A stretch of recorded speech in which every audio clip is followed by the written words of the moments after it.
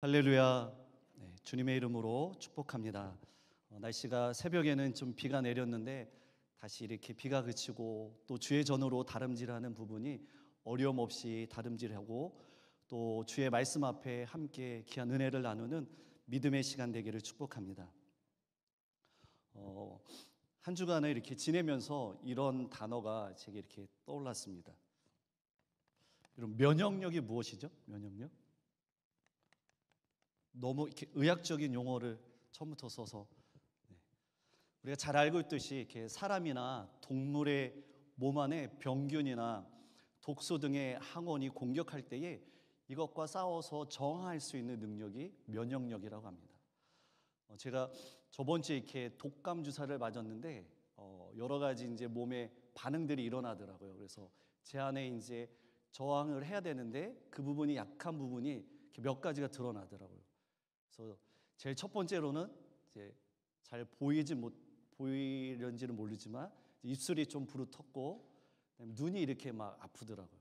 그래서 그런 과정을 통해서 우리의 이런 육체적인 면역력도 중요하지만 영적인 면역력이 중요하다라는 것을 다시 한번 깨닫는 시간이 되었습니다. 그런데 이렇게 면역력이 떨어지는 원인이 있다고 합니다. 어떤 것이 있을까요? 대표적인 게 스트레스, 그리고 또 과로, 적당한 영양을 섭취를 해야 되는데 과식하는 것도 원인이 된다고 합니다.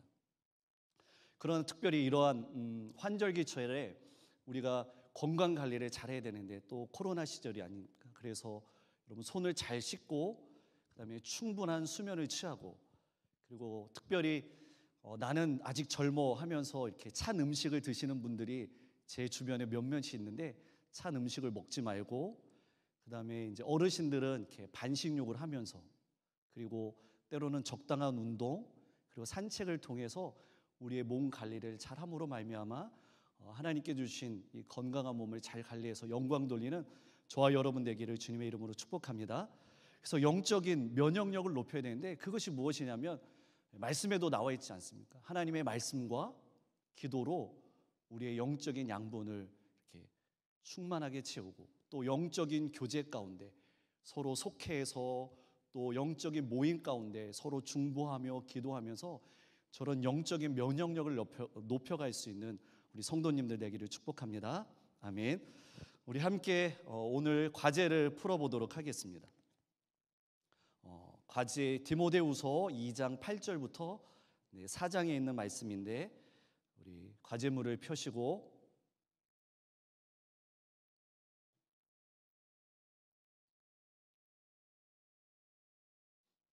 1번 예수 그리스도는 누구의 씨로 태어났습니까? 네, 다윗의 자손. 2번 바울은 무엇으로 말미암아 죄인과 같이 배웠습니까? 복음 9절 말씀에 있죠.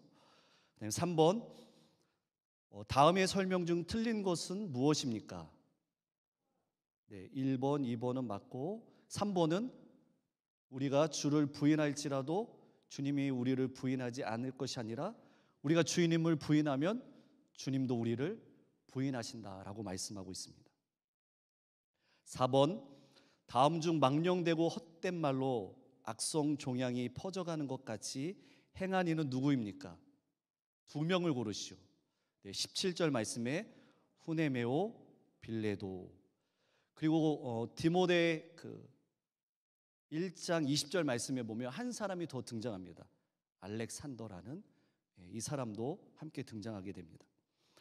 5절 말씀 5번 주의 이름을 부르는 자는 무엇으로부터 떠나야 합니까? 네, 불의로부터. 그다음에 6번 다음 중 어떤 그릇이 귀히 쓰는 그릇이 됩니까? 네, 금그릇, 은그릇, 나무그릇, 질그릇 이런 말씀이 있는데 정답은 깨끗한 그릇. 7번 바울은 디모데에게 누구와 함께 의와 믿음과 사랑과 화평을 따르라고 권면합니까? 네, 주를 깨끗한 마음으로부터 부르는 자들 따르라, 쫓으라라고 합니다. 그래서 깨끗한 마음. 그래서 잠언의 4장 23절 말씀에 보면 우리가 이 땅을 살아가면서 지킬 것들이 참으로 많지만 무릇 지킬 만한 것 가운데 내 마음을 지키라라고 말씀합니다. 이유는 생명의 근원이 여기서부터 출발한다. 그래서 깨끗한 마음, 또 특별히 하나님은 우리의 중심을 보신다라고 말씀했던 것처럼 깨끗한 마음을 부르는 자들을 쫓으라라고 말씀합니다.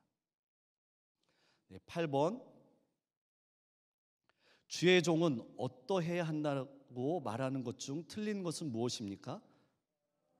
4번, 거역하는 자들을 대적함으로 훈계해야 한다라는 것이 아니라 온유함으로 훈계해야 한다라고 이야기하고 있습니다. 그래서 온유라는 표현이 있어서 헬라어로 프라우스라고 이야기하는데, 여러분 온유하면은 어떤 사람이 떠오르세요? 온유?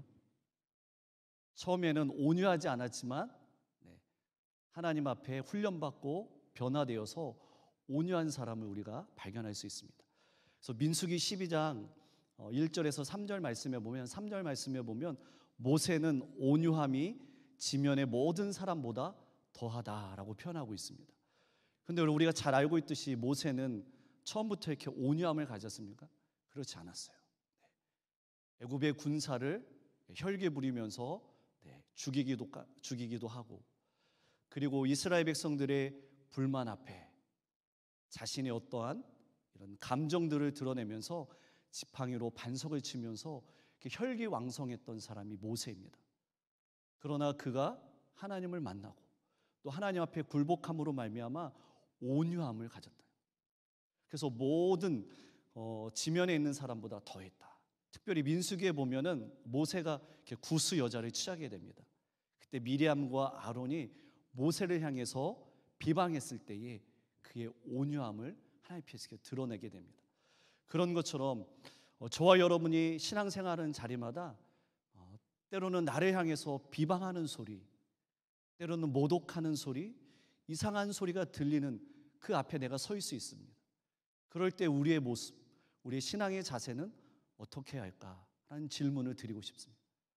바라옵기는 예수님처럼 온유한 자는 복이 있나니 그들은 땅을 기업으로 받을 것이요 라고 말씀했던 것처럼 온유함을 소유할 수 있는 오유한 하나님의 성품, 천국 백성의 성품을 소유하는 여러분 되기를, 그래서 칭찬받는 그리스도인들이 되기를 축복합니다. 아멘. 그 다음에 9번, 다음 중 말세의 때를 설명하는 것으로 틀린 것은 무엇입니까? 4번, 경건의 모양이 있듯이 경건의 능력도 인정하는 것이 아니라 부인한다라고 이야기하고 있습니다. 10번, 바울은 그리스도 예수 안에서 경건하게 살고자 하는 자들에게 무엇을 받으라고 말하고 있습니까? 박해, 때로는 고난, 괴롭힘, 투, 이러한 박해들이 있지만 그것을 기쁨으로 받으라라고 말하고 있습니다. 그 다음에 11번, 성경은 능히 믿음으로 말미암아 무엇에 이르는 지혜가 있다고 합니까? 구원에 이르는 지혜가 있다라고 3장 15절 말씀에 기록하고 있습니다. 12번, 바울이 엄히 명한 것으로 틀린 것은 무엇입니까? 3번, 모든 일에 신중하여 사랑을 받으라가 아니라 고난을 받으라라고 이야기를 하고 있습니다. 나머지는 다 맞고요. 그다음에 13번, 선한 싸움을 다 싸우고 달려갈 길을 마치고 믿음을 지킨 바울은 이제 자신을 위하여 무엇이 예비되었다고 고백하고 있습니까? 의의 면류관. 이런 것처럼 저와 여러분의 신앙의 여정, 언제 하나님 우리를 부르실지, 나를 부르실지 모르지만 우리를 위해서, 여러분을 위해서 의의 면류관이 준비되어 있는 줄 믿습니다. 그러므로 믿음의 경주를 승리하는 귀한 성도님 되기를 축복합니다. 말씀을 들어가기 전에 여러분 그림을 잠깐 이렇게 보고 정리하고 넘어가도록 하겠습니다. 그림을 펴보시면 지금 바울이 복음의 보따리를 지고 있지만 그의 삶은 감옥에 있습니다. 고난의 자리에 있습니다. 그러나 그 고난의 자리를 인내하며 인고하며 저 십자가를 바라보며 십자가의 뒤에 있는 영광을 바라보며 다름질하고 있습니다. 그러면서 예수 그리스도를 기억하고 어떤 일꾼으로 살아가야 되는 데 대해서 말씀하고 있습니다. 그리고 그 다음에 보면 인정받는 일꾼, 때로는 부끄러운 일꾼, 그런 일꾼이 어떻게 신앙생활을 해야 되는지 거기에 대해서 명령하는 것 5가지, 그리고 특징에 대해서 5가지에 대해서 이야기를 하고 있습니다. 요거는 좀 더 저희들이 말씀을 읽어보며 살펴보도록 하겠습니다. 그리고 오른쪽의 그림에 보면 이제 후네메오와 빌레도라는 사람이 있습니다. 이 사람들은 에베소 교회에 이렇게 말을 퍼뜨렸는데 악성 종양같이 부정적인 기운을 퍼뜨리게 됩니다. 그들은 거짓 교리를 가르칩니다. 부활이 이미 지나갔다라는 것을 이야기하면서 교회의 공동체를 흔들어 놓습니다. 이런 사람이 어떤 사람인가라는 것에 대해서 이야기를 하고 있습니다. 그 다음에 3번째 그림을 보면은 이제 말세에 여러 가지 특징들이 나타나는데 그 19가지의 제약들이 이제 기록됩니다. 그러나 그것이 쭉 기록되면서 마지막에 보면 그들은 경건의 모양, 어떤 신앙의 모양, 고백은 있지만 경건의 능력이 없다. 그것을 부인한다. 그런 사람들로부터 속히 떠나라라고 이야기를 하고 있습니다. 그리고 우리가 잘 알고 있듯이 디모데는 이렇게 하나님의 말씀에 대해서 일찍부터 훈련을 받았습니다. 그러면서 사도 바울은 이 하나님의 말씀이 얼마나 중요한지를 디모데에게 이야기하면서 그 하나님의 말씀의 중요성에 대해서 설명하고 있습니다. 구원에 이르는 지혜가 있고 하나님의 감동으로 돼 있고 여러 가지 4가지의 유익함이 있고 또 그 말씀을 통해서 우리가 선한 능력을 행할 능력을 갖추는 것이 바로 하나님의 말씀 복음이다라는 것을 이야기합니다. 이제 나머지 4장에 대한 이야기인데 그것은 여러분들이 그림을 보면서 함께 정리해 주시기를 바라겠습니다. 그러면 이제부터 함께 이렇게 말씀을 읽어보면서 함께 오늘 2장부터 4장 첫 번째 부분까지 함께 나누도록 하겠습니다. 디모데의 고향은 루스드라입니다. 루스드라. 한번 화면을 보여주면 이 루스드라 지역은 시리아 안디옥부터 이렇게 에베소까지 가는 길목 가운데 중심 가운데 있습니다. 사도 바울이 제1차 전도 여행을 하면서 바나바와 함께 몸이 불편한 사람을 고쳐줬던 장소가 이 루스드라입니다. 그것이 사도행전 14장에 기록되어 있고 2차 전도 여행 때는 신라와 함께 다시 이곳에 방문했을 때에 디모데의 제자를 만나서 이때에 만나게 됩니다. 그래서 바울과 디모데가 인연을 맺게 됩니다. 그러면서 특별히 디모데는 헬라인 아버지와 유대인 어머니 사이에서 태어났으며 특별히 어머니의 그 믿음 때문에 디모데가 훌륭하게 성장하게 됩니다. 그래서 우리가 디모데를 기억하며 3가지를 좀 기억했으면 좋겠습니다. 디모데는 첫째, 어릴 적부터 어디에 대한 훈련을 받았죠? 말씀. 어릴 적부터 말씀에 대한 훈련을 받았습니다.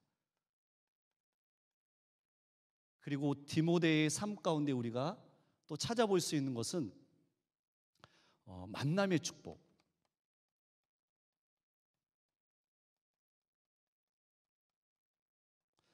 특별히 누구와의 만남이 있죠? 네, 사도 바울과의 만남. 어떤 인연이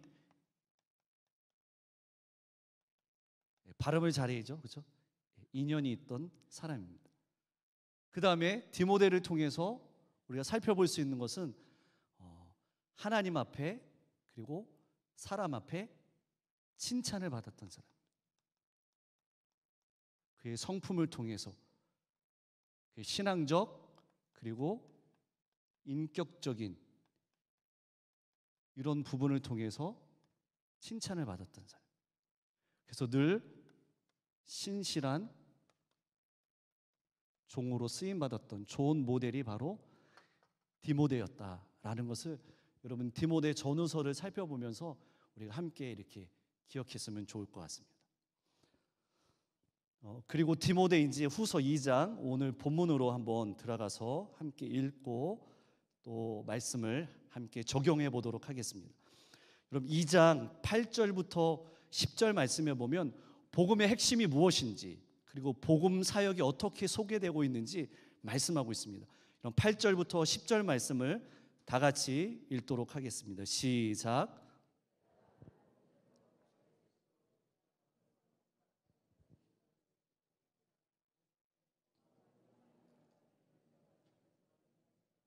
하나님의 말씀은 매이지 아니하니라. 그러므로 내가 택함을 받은 자들을 위하여 모든 것을 참음은 그들로 그리스도 예수 안에 있는 구원을 영원한 영광과 함께 받게 하려 함이라. 아멘. 여러분, 복음의 핵심이 무엇이죠? 오늘 말씀에 보면 다윗의 자손 예수 그리스도라고 소개하고 있습니다. 예수 그리스도, 죽은 자 가운데서 부활하신 분, 그리고 다시 사심. 그래서 여러분, 기독교 신앙의 핵심이 무엇일까요? 바로 부활 신앙이라는 거예요. 그 부활 신앙 가운데도 고린도 전서에 보면 몸의 부활, 그 몸의 부활은 신령한 몸으로 우리가 부활한다라는 것을 이야기를 하고 있습니다. 특별히 여러분, 복음하면은 헬라어로 유앙겔리온이라고 이야기합니다. 그것은 복된 소식, 좋은 소식. 복된 소식, 좋은 소식이 무엇이죠? 네, 너무 기초적이지만 예수 그리스도. 그래서 마태복음 1장에 보면 예수 그리스도 그 이름에는 두 가지의 뜻이 있다고 합니다. 첫 번째는 무슨 뜻이죠? 자기 백성들, 그 자기의 백성들을 죄에서 구원할 자, 구원자라는. 그리고 예수 그리스도는 나를 구원자로 끝나는 것이 아니라 우리와 함께 세상 끝날까지 임마누엘, 동행하시는 그분이다라고 이야기합니다. 그런데 바울이 왜 여기서 이 유앙겔리온 하면서 복음에 대해서 이야기를 했을까요? 거기에는 그 당시에 이 헬라어 유앙겔리온을 썼던 용어가 로마 황제에 관련돼서 사용했기 때문입니다. 어떤 이유냐면 역사적인 배경을 이야기하면 새로운 그 황제가 등급을 하면은 다스리는 나라나 국가를 방문할 때에 그냥 방문하는 것이 아니라 황제가 방문하면 사람들이 유앙겔리온이라고 표현을 했어요. 유앙겔리온. 새로운 황제가 등급을 하면 일반 제수들을 이렇게 사면을 해주고 그 다음에 신하들과 시민들을 위해서 기념품을 하사하고 때로는 특식을 제공하면서 사람들에게 이런 좋은 소식을 주었다라는 거예요. 그래서 유앙겔리온 보니까 사도 바울이 보기에는 이것이 정말 기쁜 소식일까라는 생각이 들었어요. 그러면서 바울은 이 상황을 직시하면서 일반적인 쾌락이나 배를 분리하는 향락, 이것이 복음이 아니라 바로 오직 예수 그리스도, 그분이 복음이다라는 것을 이야기하면서 유앙겔리온, 우리의 죄를 구속하기 위해서 십자가를 주시고 죽으시고 부활하신 첫 열매로서 영원한 소망의 주로 다시 살아난, 이것이 바로 유일한 복음이다라는 것을 외치면서 이 유앙겔리온을 사도 바울이 쓰게 됩니다.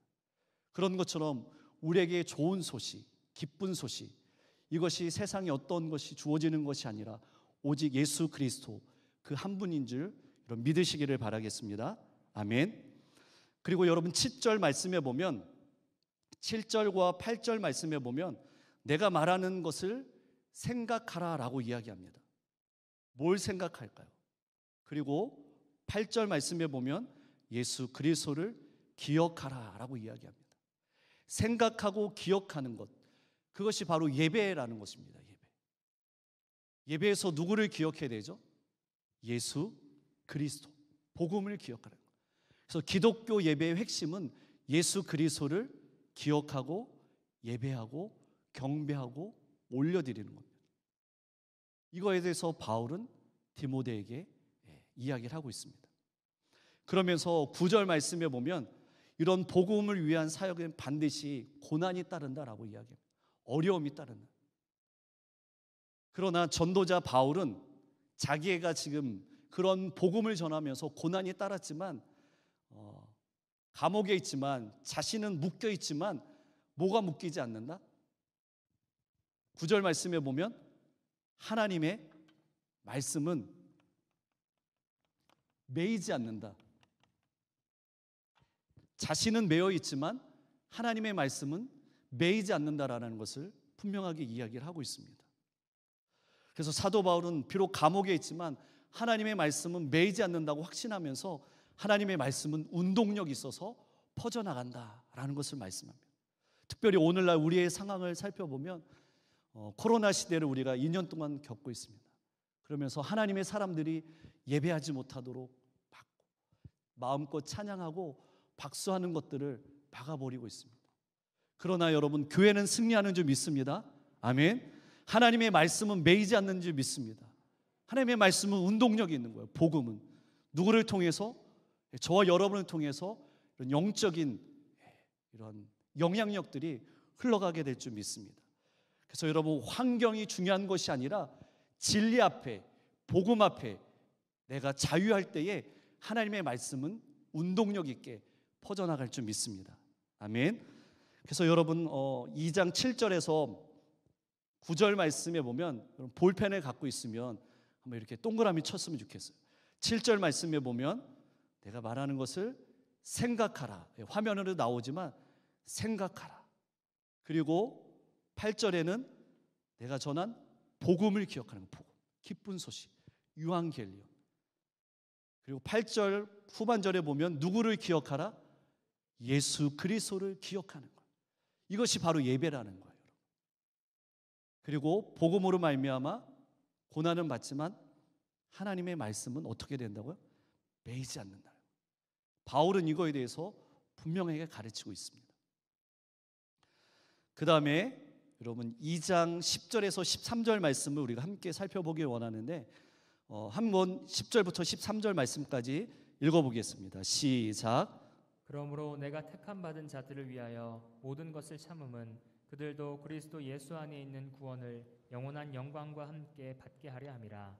미쁘다 이 말이여, 우리가 주와 함께 죽었으면 또한 함께 살 것이요, 참으면 또한 함께 왕노릇할 것이요, 우리가 주를 부인하면 주도 우리를 부인하실 것이라.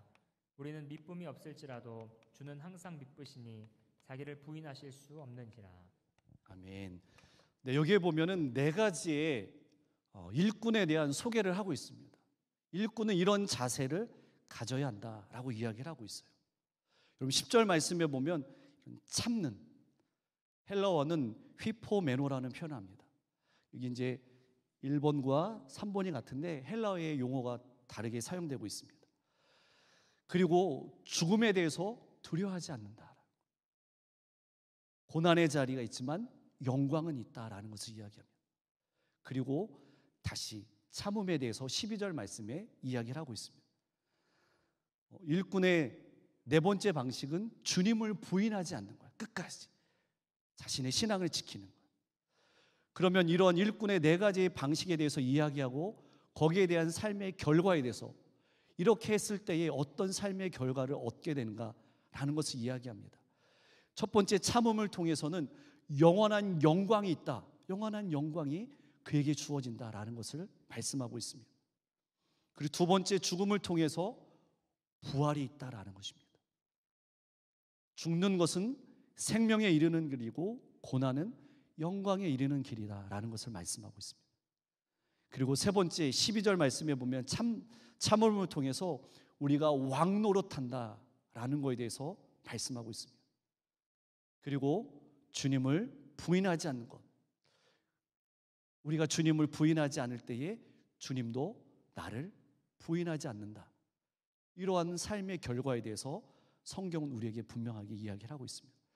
그런 것처럼 저와 여러분이 참 일꾼으로 어떤 일이 있어도 참고 또 고난 가운데 인내하며 그럴 때 영원한 영광과 또 주님을 끝까지 따르며 부인하지 않는 신실한 기독교인 크리스찬 되기를 주의 이름으로 축복합니다. 그리고 2장 11절부터 13절 말씀에 보면 특별히 부활의 신앙에 대해서 강조를 하고 있어요. 11절 말씀부터 여러분 13절 말씀에 보면 이 말씀이 이런 뜻을 갖고 있습니다. 우리가 주님과 함께 죽으면은 우리도 그분과 함께 산다라고 이야기를 합니다. 그리고 우리가 참고 견디면 우리도 또한 그분과 함께 다스림을 받을 것이고, 우리가 만약 그분을 부인한다면 그분도 우리를 부인한다. 그리고 우리는 신실하지 못하지만 누구는 신실하다? 예수 그리스도는 신실하다라는 거예요. 그래서 그분은 자기를 부인할 수 없기 때문에 우리를 지키시고 책임져 주신다라는 것을 이야기합니다. 특별히 오늘 한 해를 여러분 되돌아보면서 2021년 한 해도 코로나 시대지만 1월부터 12월을 저희가 보내고 있습니다. 이제 12월 달도 보름밖에 남지 않은 것 같습니다. 올 한 해를 되돌아보면서 신실하신 하나님의 손길을 경험하며 감사의 고백을 하고 있습니까? 아멘. 네. 그 신실하신 하나님의 손길이 저와 여러분을 붙들지 않는다면 아마 이 자리에 앉아 있는 분이 한 사람도 없을 것 같아요. 그 신실하신 분, 나는 신실하지 못하지만 그분은 신실하기 때문에 저와 여러분의 삶을 책임져 주시고 함께하여 주시고, 특별히 언제까지? 영원까지 우리를 책임져 주시고 인도해 주시는 줄 믿습니다. 중요한 것은 그런 예수 그리스도의 이런 신실성과 언약에 대한 충실성이 있기 때문에 우리가 이 자리에 있는 거예요. 여러분 이 사실을 믿으시기를 소원합니다. 아멘. 그 다음에 2장 19절에서 여러분 17절 말씀을 좀 보면은 여러분 화면에 좀 띄어질 겁니다. 화면을 보면 부끄러운 일꾼과 부끄러움이 없는 일꾼에 대해서 이야기하고 있습니다. 여러분이 보는 쪽에서 오른쪽에 보면 부끄러운 일꾼은 이런 모습이 있는 사람을 부끄러운 일꾼이에요. 5가지에 대해서 이야기하는데 첫 번째는 뭐죠? 망하게 한다는 거예요. 멸망하게 한다는 거예요. 그리고 두 번째로는 썩게 하고, 그리고 경건하지 않는, 그리고 공동체를 무너뜨리는 사람, 그리고 그들의 말 가운데는 망령되고 헛된 말을 퍼뜨리는, 그리고 그들의 행동은 그릇된, 그리고 자기의 마음대로 어떤 일을 쪼개고, 그리고 자기의 소견대로 행동하고 판단하는 사람, 이 사람이 바로 부끄러운 일꾼이다라는 것을 이야기합니다. 그렇다면 반대로 부끄러운 일이 없는 일꾼은 첫 번째로는 공동체에 유익을 준다는 것, 건강하게 그 공동체를 유지하며 나갈 수 있다는 것. 두 번째로는 견고한 터가 있다는 것.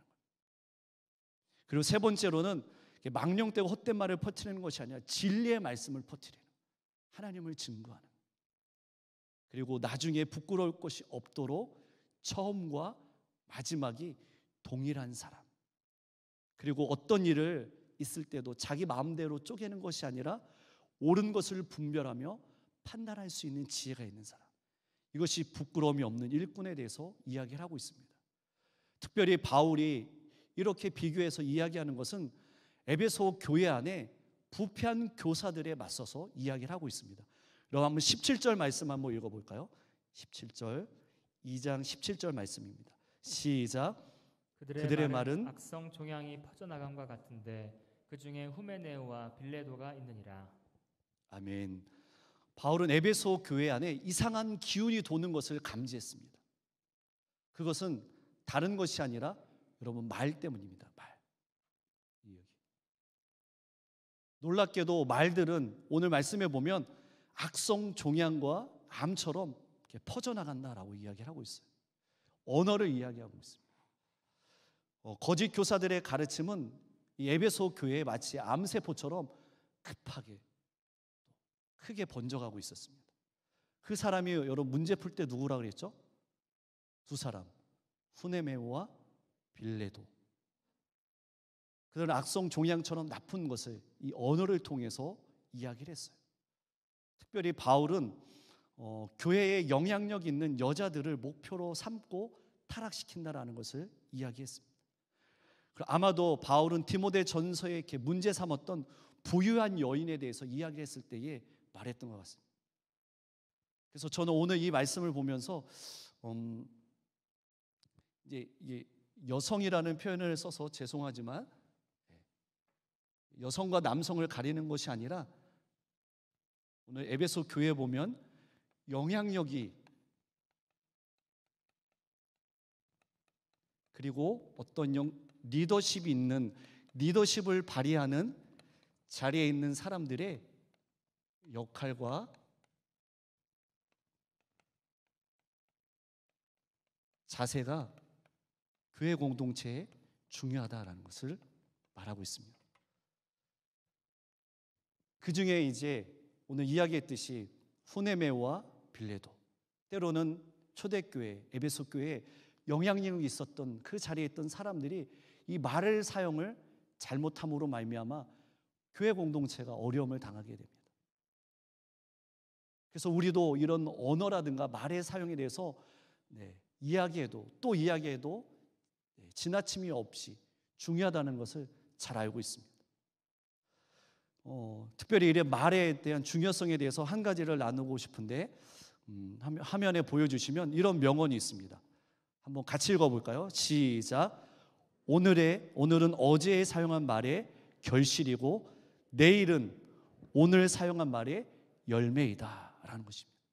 말의 중요성이 이만큼. 오늘은 어제 사용한 말의 결실이라는 거예요. 오늘 우리의 삶 가운데 어떤 결실이 있습니까? 내일은 지금 오늘 사용하는 말의 열매가 내일 일어난다는 거예요. 이렇게 말이 그만큼 중요하다는 거예요.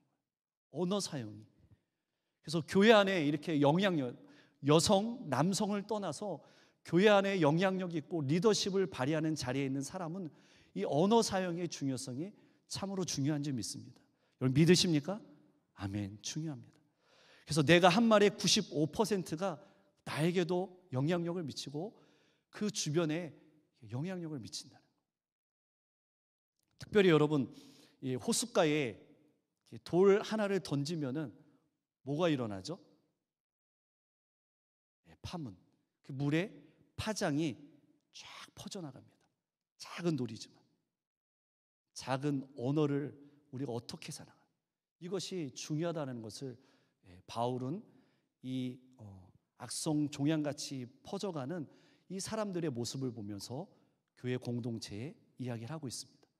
그러면서 바울이 강조하는 것은 여기서 강조하는 것은 무엇이냐면 망령되고 헛된 말을 버리라라는 것을 이야기합니다. 망령되고 헛된 말을 버리라는 것입니다. 이유는 믿음의 사람들을 믿음에서 떠나가게 하고 교회의 영적인 리더십을 흔들어 놓기 때문에 공동체를 흔들어 놓기 때문에 망령되고 헛된 말을 버리라라는 것을 강조하고 있습니다. 이런 것처럼 여러분들이 특별히 말과 또 언어 사용을 잘해서 하나님 앞에 칭찬받는 여러분 되기를 주의 이름으로 축복합니다. 아멘. 그 다음에 2장 20절부터 26절 말씀인데 2장 20절에서 26절 말씀 읽지는 않지만 여기에는 귀히 쓰는 그릇과 천히 쓰는 그릇에 대해서 이야기를 하고 있습니다. 제가 이 말씀을 묵상하면서 제가 개인적으로 목회에 대한 부르심에 대한 말씀 가운데 두 가지의 말씀이 있는데 그 가운데 한 가지의 말씀이 있어서 이 말씀을 좀 곰곰이 생각을 해보고 또 이렇게 주석들을 좀 찾아보면서 해석을 해봤어요. 그런데 여러분 귀히 쓰는 그릇 하면은 여러분 무엇이 떠오르세요? 귀히 쓰는 그릇. 어떤 그릇? 네. 무슨 그릇이요? 네. 금색처럼 보이나요? 네. 제가 가져와 봤습니다. 때로는 은그릇. 잘 보이나요? 이 앞에 놓을게요. 비슷한 거를 찾냐고 얼마나 애썼는지 몰라요. 귀히 쓰이지 않는 그릇은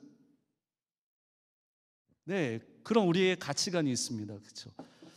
이렇게 보면 나무 그릇, 성경적인 표현을 그 다음에 질 그릇 이렇게 이분법으로 이렇게 사고하는 생각들이 우리 가운데 저한테도 있는 것 같아요. 그래서 어떤 주석은 이렇게 이제 세 가지로 분류하는데 그 분류하는 배경이 있습니다. 왜냐하면 이 에베소 교회에 이렇게 그림처럼 깨끗한 이렇게 질그릇, 이렇게 귀하게 쓰이는 그릇처럼 있었던 사람이 있고 또 이렇게 뭐죠? 더러운 그릇처럼 쓰는 그릇이 있기 때문에 이렇게 이분법적으로 생각했어요. 첫 번째 해석은 교회 내에 순수한 교인과 가짜 교인이 있다라는 거예요. 진짜 교인과 가짜 교인을 비유하기 위해서. 그리고 교회 내에 참된 선생과 교회 내에 잡입한 거짓 교사에 대한 그런 해석. 특별히 디모데와 후네메오와 빌레도라는 사람을 비유하면서, 그 세 번째는 좋은 일꾼과 나쁜 일꾼, 여기에 대한 이제 비유의 말씀으로 이렇게 적용하기도 합니다. 그런데 여러분, 중요한 해석은 오늘 말씀에 보면 큰 집에는 뭐가 있다 그랬죠? 금그릇, 은그릇, 나무그릇, 질그릇이 있다고 했어요. 그런데 쓰임받는 그릇이지 쓸데없는 그릇이 아니라는 거예요, 여러분. 그래서 쓸데없어서 파괴버리는 그런 것이 아니라 귀히 쓰이든 천히 쓰이든 중요한 것은 정도의 차이이지 모두 쓰임을 어떻게 한다? 쓰임을 받을 수 있다라는 것입니다. 여기가 해석의 포인트입니다. 다 받을 수 있다라는 거예요. 그런데 중요한 것은 얼마나 명예롭게 그리고 가치 있게 쓰임받느냐, 이것이 중요한 줄 믿습니다. 그래서 그 해답이 여러분 21절 말씀에 있습니다. 쓰시는 것은 하나님의 고유의 권한에 있는 거예요, 여러분. 21절 말씀 읽어보겠습니다. 21절 시작. 그러므로 누구든지 이런 것에서 자기를 깨끗하게 하면 귀히 쓰는 그릇이 되어 거룩하고 주인의 쓰심에 합당하며 모든 선한 일에 준비함이 되리라. 아멘. 여러분, 누구든지 이런 것에서 어떻게 해야 된다고요? 자기를 깨끗하게 하면 쓰이는 그릇이 되는 거예요. 여러분이 지금 어떤 그릇으로 여러분을 이렇게 보고 있습니까? 아, 나는 이 정도면 금그릇이야. 이 정도면 은그릇이야. 나는 질그릇 같아. 아니면 나무그릇 같아 라고 생각할 수 있어요. 저도 어쩌면 이렇게 비교의식에 이렇게 빠질 때가 있어요. 그런 것이 아니라 여러분, 쓰시는 권한은 누구에게 있다고요? 하나님에 있다는 거예요. 우리의 모양은 다 다를 수 있어요. 때로는 금 그릇으로 내가 있을 수 있어요. 때로는 질그릇으로 있어요. 그게 중요한 것이 아니라 깨끗하게 쓰임에 준비되어 있으면 하나님이 쓰시는 줄 믿습니다. 그래서 귀히 쓰는 그릇의 조건은 자기를 깨끗하게 하는 기준이 있는 거예요. 그러기 위해서는 우리는 늘 말씀에 반응을 해야 돼요. 그러면서 회개하고 잘못한 거에서 돌이켜야 되는 거예요. 그래서 오늘 말씀에 보니까 귀히 쓰는 그릇의 조건은 피할 것을 피하라라고 이야기하고 있어요. 그리고 가질 것을 가지라라고 이야기합니다. 피하는 것은 불의에서 떠나는 것이고 정욕을 피하는 것입니다. 그것을 피해야 합니다. 그리고 가질 것은 의와 믿음과 사랑과 화평을 따르라, 쫓으라는 거예요. 그럴 때에 여러분, 깨끗한 마음, 특별히 디모데에게 있었던 청결한 양심, 그래서 귀하게 쓰인다는 거예요. 그래서 하나님의 말씀은 여러분 분명합니다. 금그릇, 은그릇, 나무그릇, 질그릇 다 존재하지만 그것은 하나님이 쓰는 기준이 아니에요. 하나님은 자기를 깨끗하게 하려는 그릇, 그 그릇을 쓴다는 거예요. 하나님 앞에 자기를 부인하며 끝없이 주님을 추구하는 자를 정결하게 해서 깨끗하게 해서 하나님은 쓰시는 줄 믿습니다. 그래서 성경의 대부분 사람들은 처음부터 여러분 깨끗한 그릇이 아니었지만 자기를 부인하며 또 하나님 앞에 끊임없이 이 정결을 추구할 때에 귀하게 쓰임을 받게 된 줄 믿습니다. 그런 것처럼 저와 여러분들이 하나님 앞에 깨끗한 그릇으로 쓰임받는 귀한 하나님의 종 되기를 주님의 이름으로 축복합니다. 네, 이제 디모데후서 3장으로 가서 말세의 특징에 대해서 19가지에 대해서 이야기합니다.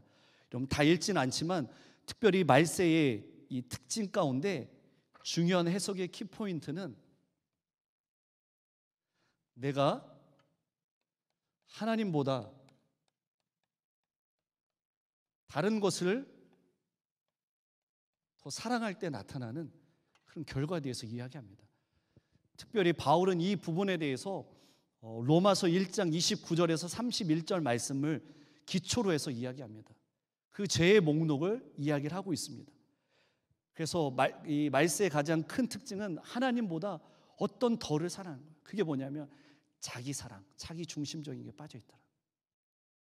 그런 사람의 모양의 결과에 대해서 여러분 5절 말씀에 이야기하고 있습니다. 5절 말씀 한번 읽어보겠습니다. 5절 시작. 경건의 모양은 있으나 경건의 능력은 부인하니 이와 같은 자들에게서 내가 돌이키라. 아멘.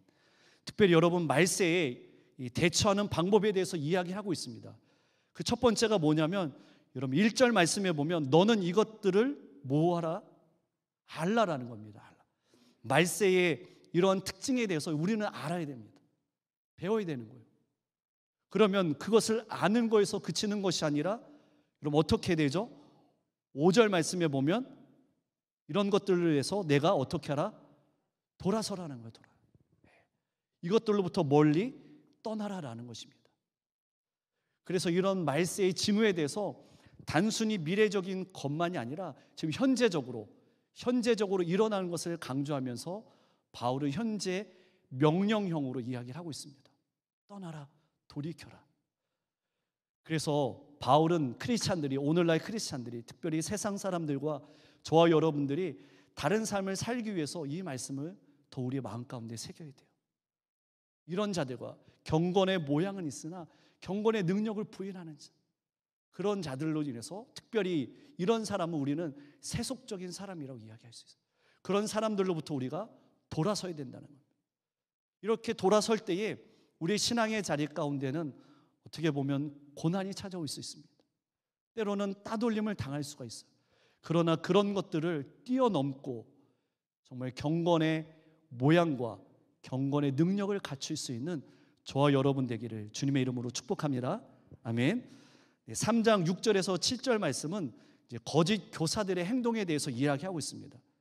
특별히 거짓 교사들은 여러분 6절 말씀 한번 읽어볼까요?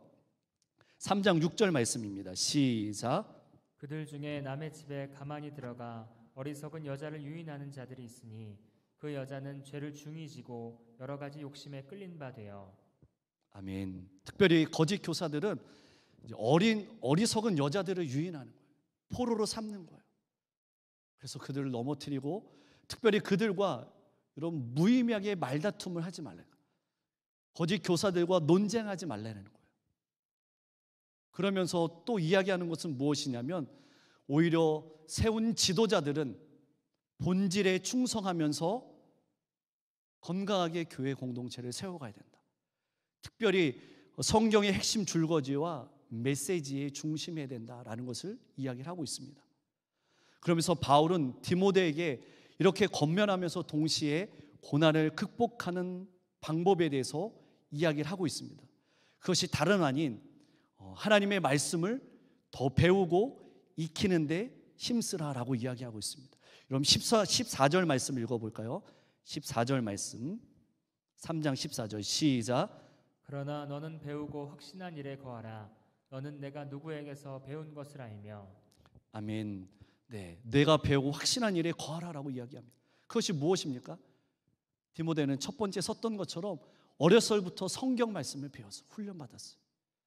하나님의 말씀에 승부를 걸라라는 것입니다. 다른 거에 목숨 거는 것이 아니라 하나님의 말씀에 승부를 걸라. 그래서 특별히 교회 안에서 말씀 양육, 또 말씀을 가르치는 자리에 여러분 목숨을 걸어야 돼요. 이렇게 수요, 트리니티를 통해서 공부할 때에, 그리고 교회 안의 성서학당, 그리고 교육 훈련 프로그램을 통해서 여러분들이 하나님의 말씀을 더 집중하고 배울 때에 우리가 어떤 고난을 극복하는 가장 유일한 방법인 줄 믿습니다.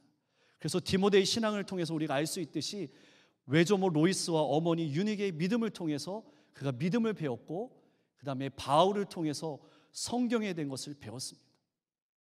저는 여기서 한 가지 우리가 함께 공유하고 싶은 것은 무엇이냐면 디모데를 통해서 배웠던 교육은 가정에서 교육을 받았습니다. 그리고 또 교회 안에서 바울을 통해서 배웠습니다.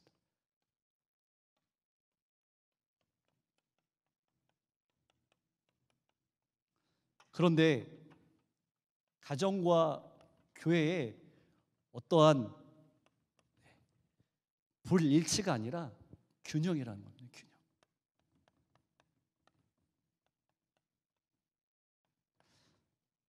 근데 오늘날 우리의 신앙의 교육의 자리는 어떤지 우리 한번 질문해 봐야 됩니다, 여러분. 젊으신 우리 집사님들 계시고 우리 또 권사님도 계시지만 이렇게 다음 세대들의 자녀들이 있지 않습니까? 저는 한번 생각해 봤어요. 우리의 신앙의 교육의 출발점은 어딘가? 가정이 중요한 줄 믿습니다. 아멘. 아멘 소리를 안 하세요. 그리고 교회도 중요한 줄 믿습니다. 이게 여러분 균형적으로 가야 된다는 거예요. 그런데 가정의 교육 내가 책임질 수 없어 라고 하면서 교회 교육에 맡겨버린다면 그것도 좋은 방법이 아니에요. 가정에서도 디모데처럼 하나님의 말씀을 배웠고 그리고 믿음이 자라났고 또 교회 공동체에서 부서에서 하나님의 말씀이 바울을 통해서 이렇게 균형적 잡혔던 것처럼 우리의 다음 세대들이 이렇게 자라나야 되는 거예요. 이게 가장 건강한 모델이라는 거예요. 그래서 여러분 가정에서도 하나님의 말씀이 늘 읽혀지도록 가르쳐지도록 여러분의 역할이 중요합니다. 디모데는 어머니한테만 배웠나요? 아니죠.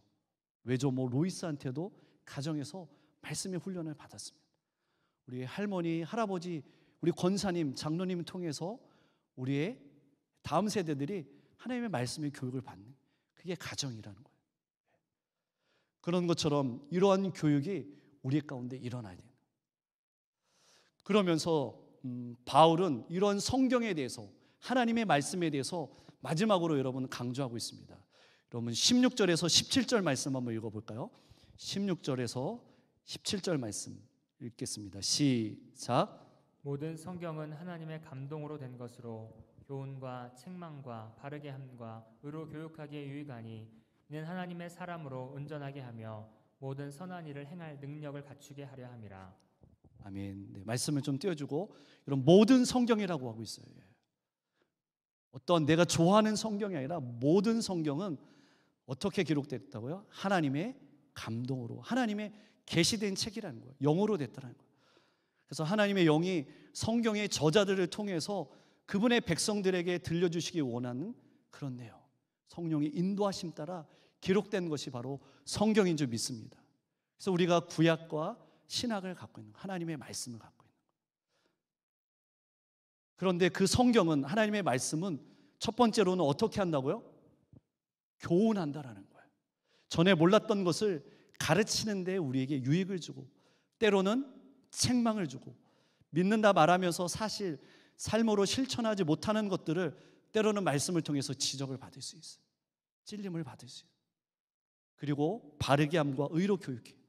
우리의 흩어진 생각과 삶의 방식을 드러내게 해서 바르게 살아가도록 유익하게 하는 것이 말씀인 줄 믿습니다. 그 다음에 네 번째 중요한 것은 성경은 의로 교육해서 참된 인간, 그리스도인이 되기 위해서 새로운 길을 열어주는 거예요. 그게 바로 하나님의 말씀인 줄 믿습니다. 그래서 이 하나님의 말씀의 최종 목적은 하나님의 백성이 어떻게 해요? 선한 영향력을 끼칠 수 있도록 우리에게 준비하고 또 영향력을 줄 수 있는 그게 바로 하나님의 말씀인 줄 믿습니다. 여러분 오늘 이 자리에 나오기 전에 여러분 어떤 것을 드셨나요? 굶고 오셨나요? 혹시 금식하시나요? 아침 다 드셨죠? 네, 왜 드셨나요? 하루를 생활하기 위해서 여러분이 드신 것을 통해서 에너지가 나오는 겁니다. 그런 것처럼 우리의 영적인 사람인 우리도 이러한 영적인 에너지가 나오기 위해서는 하나님의 영의 양식을 먹어야 될 줄 믿습니다. 아멘. 그래서 우리 하나님의 말씀이 있는 자리에는 여러분들이 찾아 집중해야 되는 거예요. 그래서 특별히 2021년도에 우리가 코로나 시대에 유튜브로 하나님의 말씀을 통독을 했어요. 이제 내년에도 2022년도에도 하나님의 말씀을 또 읽을 것입니다. 그리고 365일 하나님의 말씀을 암송할 거예요. 이렇게 영의 양식을 우리가 날마다 먹지 않으면은 우리가 영적으로 건강할 수가 없는 거예요. 건강하게 성장할 수 없는, 선한 영향력을 미칠 수 없다라고 성경은 우리에게 말씀하고 있습니다. 이런 것처럼 특별히 오늘날 이제 코로나 시대에 이제 백신을 맞고 있는데 담임 목사님께서 이제 월요일 날 백신을 맞으셔서 회복 중에 계시고, 이제 교역자들이 이제 어제도 맞고 또 목요일도 맞고 다음 주에도 이제 백신을 맞습니다. 그런 것처럼 하나님의 백신, 이 표현이 어떨지 모르지만 성경의 말씀을 여러분들이 날마다 드셔야 돼요. 함께 해야 돼요. 가까이. 그럴 때에 세상의 어떠한 영향 가운데 있는 것이 아니라 예수 그리스도 안에, 하나님의 안에 있을 때에 우리가 영적으로 승리하게 될 줄 믿습니다. 그래서 결론적으로 이야기하면 이런 표현을 하고 있어요. 본질로 돌아가자. 그게 무엇이냐면 말씀으로 돌아가자. 우리 인생의 모든 해답은 어디 있다고요? 말씀에 있습니다. 여러분 정말 믿으십니까? 아멘. 더 말씀을 가까이 해야 돼요. 용의 양식을 날마다 건강하게 드심으로 말미암아 여러분이 속한 가정과 또 교회 공동체, 또 여러분이 섬기는 어떤 장소도 선한 영향력을 미칠 수 있는 귀한 하나님의 사람들이 다 되기를 주님의 이름으로 축복합니다.